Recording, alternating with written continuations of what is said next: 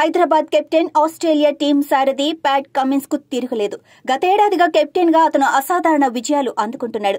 Australia captain గా ఇప్పటికే world test championship title తో పాటు వన్డే వరల్డ్ కప్ గెలిచిన కమిన్స్ యాషెస్ లోనూ తమ జట్టును విజేతగా నిలిపాడు. కెప్టెన్సీతో పాటు బౌలర్ గా, లోయర్ ఆర్డర్ బ్యాటర్ గా వ్యక్తిగత ప్రదర్శనలో దుమ్ము రేపాడు.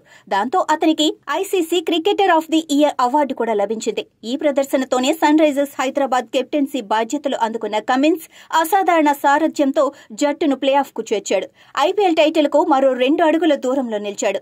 గుజరాత్ టైటాన్స్ తో ఉప్పల్ వేదికగా గురువారం జరగాల్సిన మ్యాచ్ వర్షం కారణంగా బంతి పడకుండానే రద్దయింది.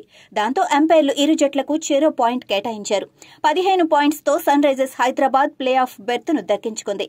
పంజాబ్ కింగ్స్ తో ఆదివారం జరిగే మ్యాచ్ లో సన్ రైజర్స్ విజయం సాధిస్తే టాప్ 2లో నిలిచే అవకాశం ఉంది. అయితే కేకేఆర్ చేతిలో రాజస్థాన్ రాయల్స్ ఓడిపోవాల్సి ఉంటుంది.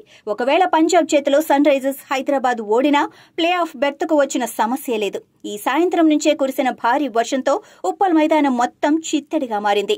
మైదానాన్ని కవర్లతో కప్పి ఉంచిన భారీ స్థాయిలో వర్షపు నీరు చేరింది.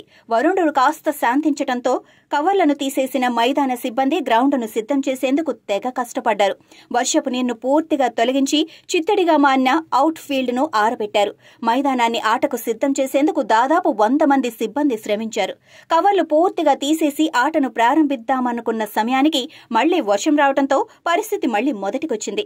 ఎడతెరిపి లేకుండా వర్షం పడటంతో మ్యాచ్ ను రద్దు చేయాల్సి వచ్చింది. ఈ మ్యాచ్ కు భారీ స్థాయిలో హాజరైన అభిమానులు వర్షం కారణంగా ఇబ్బంది పడ్డారు.